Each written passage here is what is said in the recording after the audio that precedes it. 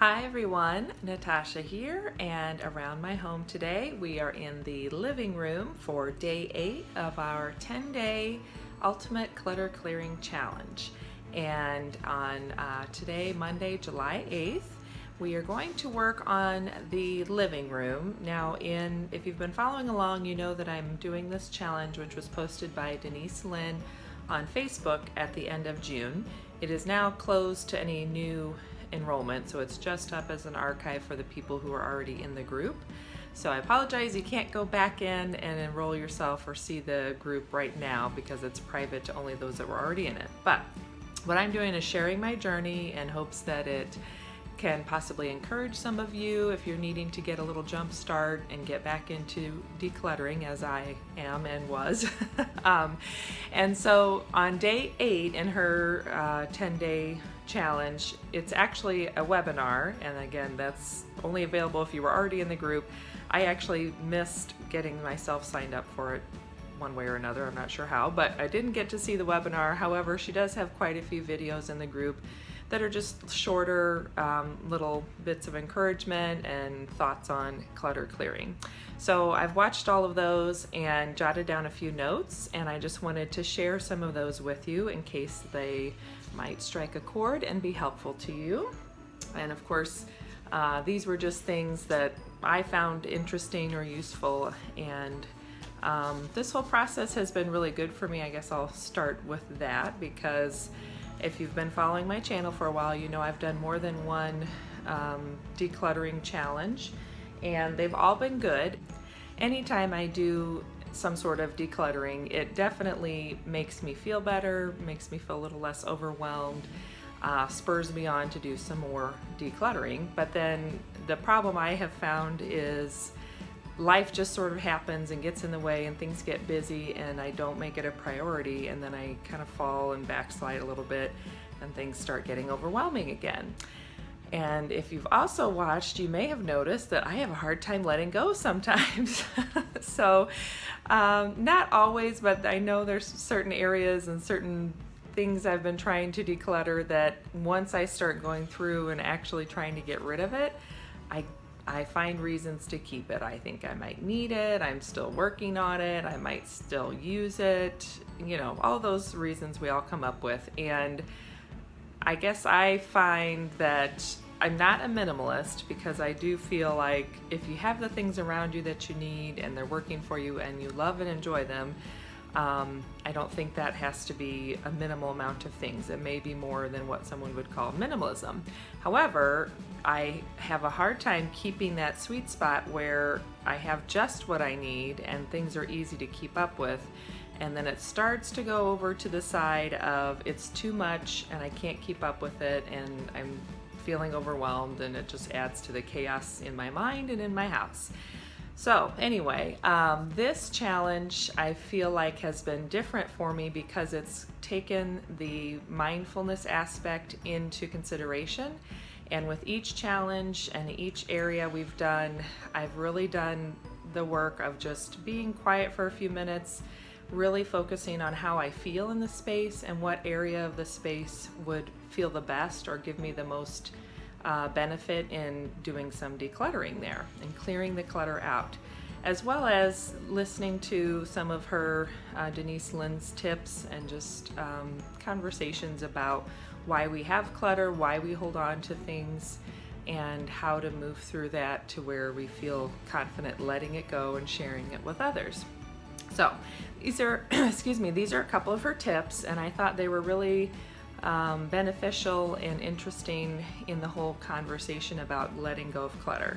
So the first thing she talked about is to go slow and take baby steps and celebrate small wins. She kind of mentioned that if you do too much purging and getting rid of things too soon, too fast, and you're not ready for it, then often we can feel deprived, and it sort of triggers all these innate fears in us, and then we end up with more clutter, or we want to bring more things in, and it doesn't have the effect that you're wanting by trying to get rid of everything. So going slow, taking baby steps, and celebrating the small wins.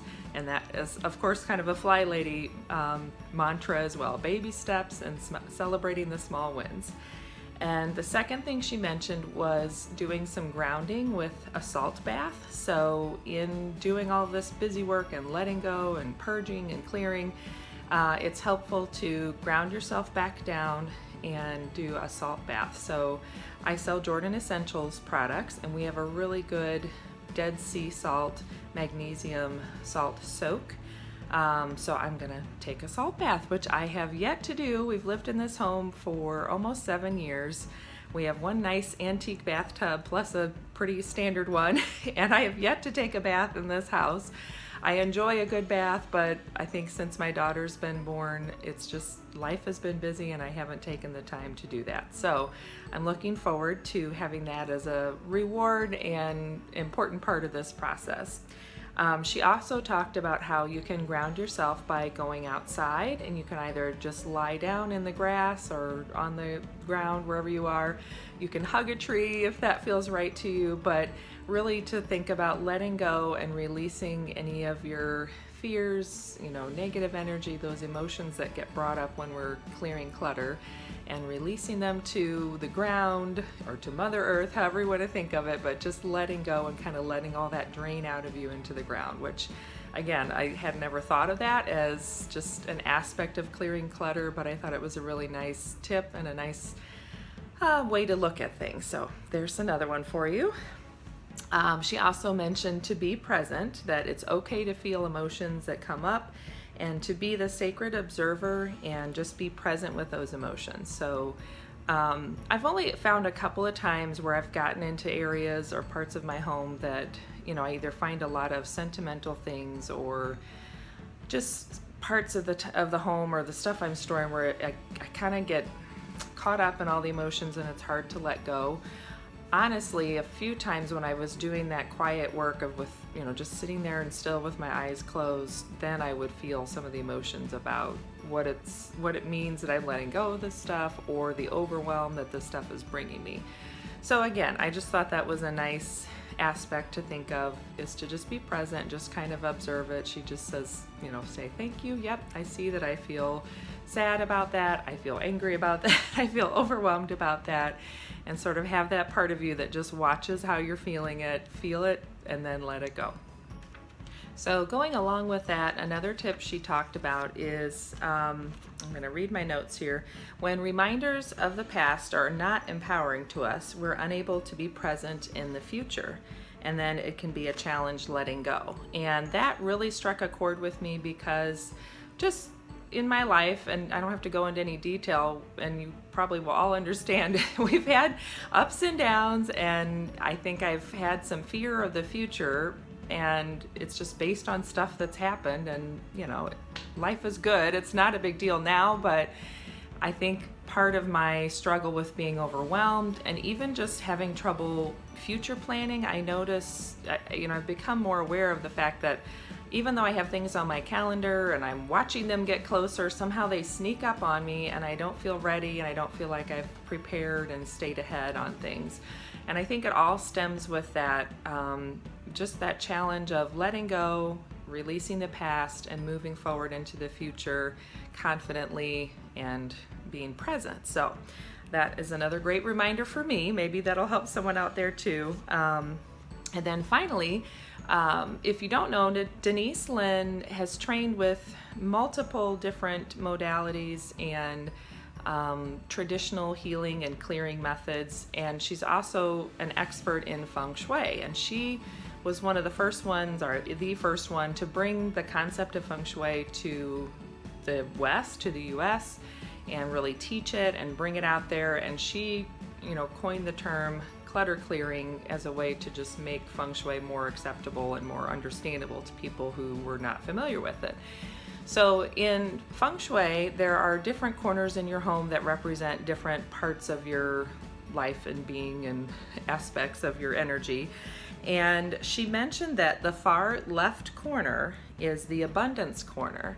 And she even had a little meditation to say with that, or mantra to say, I am allowing even more abundance into my life.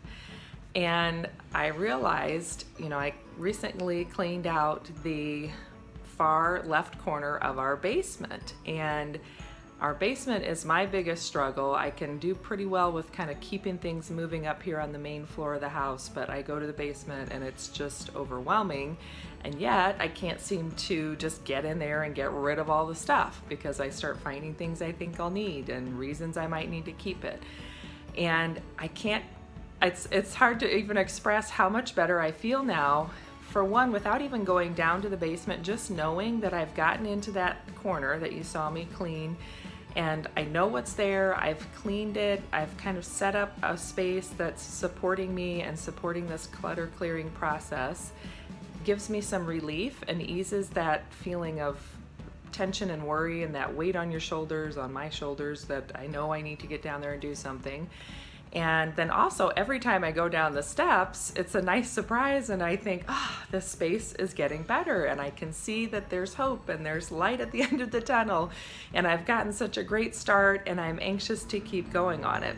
So that, I think, for me is huge. That was a huge realization that I actually chose the exact corner that I think is the best corner for me to start in down there. And it's representing abundance. So, we all love more abundance. That's a great thing to celebrate. And I'm really excited about things to come. I have lots of areas of the home now where I look and I see I could clear that space in 10 or 15 minutes and I know it'll feel better. So you'll be seeing more of those coming up. I'm not sure exactly how, but I'll keep you posted on that. So anyway, on to today's challenge. So today we're going to do the living room. Hold on a second. Okay, switching gears here. So if you remember on day 5, she said you could do either your dining room or your living room because they both represent relationships, family, communication, and health. So I did my dining room on day 5. Now today on day 8, since it's a webinar in her calendar and her schedule, I'm going to do the living room for my day 8 challenge. And just again, some of the same questions to ask ourselves that I'm asking myself is, do I have excellent relationships with my friends and family? Do I generally feel relaxed and at ease with my life and my future? There's that future word again. Do I use and or love the things in these rooms? So in this room, are my items organized so I can easily find them? Do I feel comfortable bringing guests into these rooms? And what decisions might a stranger make about someone who has rooms like these? So all good things to think about. I've kind of answered them on my own, done the same thing where she recommends closing your eyes and just being quiet and still in the space and really thinking about and feeling what area would help the most. And in doing that, then you're setting an intention for your clutter clearing process in that space. And she says, the more I clear, the more loving all my relationships are. That's one example of an intention. Or the more I clear, the more I relax and enjoy all aspects of life. And the final one is, the more I clear, the more I enjoy all my relationships. So those are all really good ones. She says really just create your own. That's the best way to do it, but those are some examples of a good intention to be setting while you're working on this clearing process. So for today, I'm going to focus mainly on the corner behind you where my daughter's toys are stored and where she plays with them. And I am a little limited on time, so I'm going to set my timer on 5 minutes and just see what I can do to get that area tidied up a little bit. If there are things I know I can get rid of, I'm gladly going to do that. And just in general, get the living room back in better shape. And we'll see where we are after that. So I'm going to turn the camera around and we'll get started. I have 5 minutes on my timer, so let's see what we can get done.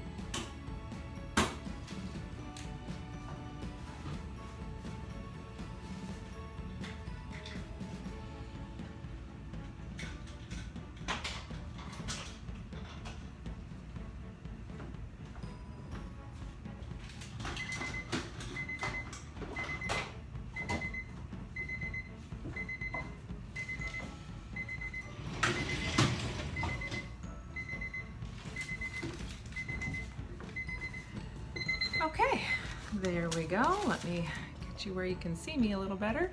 So it's not perfect. There are still a lot of toys in the corner and there is still more decluttering to do there. But at least it's kind of put back. She can see where everything is and play with it a little more easily. I did find a nice stack of just little projects and coloring pages that can be decluttered. And once she's up from a nap, I'll get her in there with me and see if there's anything that we want to keep, but we don't need it up here right now. We want to rotate toys a little bit, then we can put some in storage for now. Or if there's anything else that we know for sure we don't need and we can just get rid of, I'll be happy to go through and do that. So we'll just spend 5 minutes together and see if there's anything else we can get rid of. And actually, I'm looking at that little thing right there. Let me see what's there. Hold on.